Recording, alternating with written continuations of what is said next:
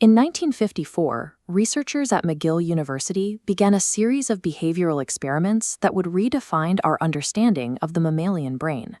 Scientists James Olds and Peter Milner implanted electrodes directly into a specific region of a rat's brain known as the pleasure centers. They then placed the animal in a cage equipped with a single lever.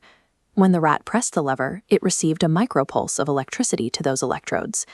Within hours, the animal began pressing that lever 6,000 times an hour. It stopped eating, it stopped drinking, it even refused to sleep.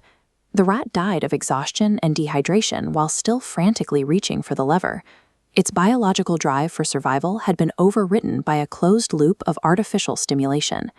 The sensation of a reward had become more important than the biological needs that keep an organism alive. While we don't have electrodes in our skulls, our brains operate on the same neurological architecture. We are equipped with a chemical factory that produces dopamine, the same neurotransmitter triggered by the rat's lever, to guide our behavior. This circuit is active when we choose to stay in a career we find miserable, or when we spend years talking about an ambitious goal without ever taking the first step.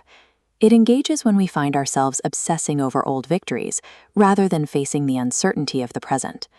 These behaviors are the modern human equivalent of the lever. By avoiding the friction of real-world growth, we trigger a safety response in our genetics. Our brain rewards us for staying stationary, trapping us in a state of comfortable paralysis where we feel safe, even as our potential withers. This self-sabotage is a byproduct of our evolutionary history. For millions of years, the directive of our genes was simple: ensure physical survival and reproduction. To manage this, the brain developed a system of internal rewards and punishments. It releases dopamine to encourage behaviors that signal safety or social status. Conversely, it deploys anxiety and psychological pain to severely punish actions that might lead to failure, rejection, or physical danger. The problem is that modern self-actualization often requires the exact things our genes evolved to avoid. Real progress requires risk, the possibility of public failure, and the discomfort of beginning. To our ancient brain, these necessary steps for growth look like literal threats to our survival. Faced with this conflict, the brain finds a workaround. It begins to look for ways to harvest that feeling of success and safety without actually having to interact with the external world. This internal evaluation system functions like a balance. On one side is the weight of our current reality. On the other is the ideal version of ourselves. When the gap between the two becomes too wide, the scale tips, creating a state of psychological distress. Instead of changing our reality, we keep the scale balanced by adding the weight of rationalization. We explain away stagnation with excuses, convincing ourselves we are simply waiting for the right moment. The brain registers this balance as a success and releases dopamine, satisfying us without any real change taking place. This is why we often defend our most destructive habits. Admitting our health is failing or our career has stalled would break that artificial balance, forcing us to face psychological pain that our biology treats as a literal mortal threat. We protect our image of a perfect, capable self at the expense of actually becoming one. By smoothing over the friction of reality, we ensure our own comfort while remaining completely stagnant. We also seek these internal rewards through our social interactions. You see it in the way we often try to one-up a friend's experience, like correcting someone's taste in coffee or movies just to prove we are more informed. Our genes equate social dominance with increased survival odds. When we position ourselves as superior in a conversation, we receive a small, effortless chemical reward. We feel significant, not because we achieved something, but because we made someone else appear smaller. This extends to how we view time.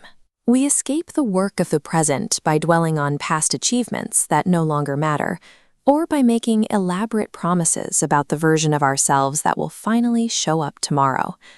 By focusing on an imagined future, we grant ourselves the satisfaction of that achievement today. We live in the intention of being great, while the actual years pass in silence. In this cycle, we get the biological benefits of victory without the struggle. We amuse ourselves into a state of total inactivity, letting our real lives pass by while our brains feast on a sequence of illusions.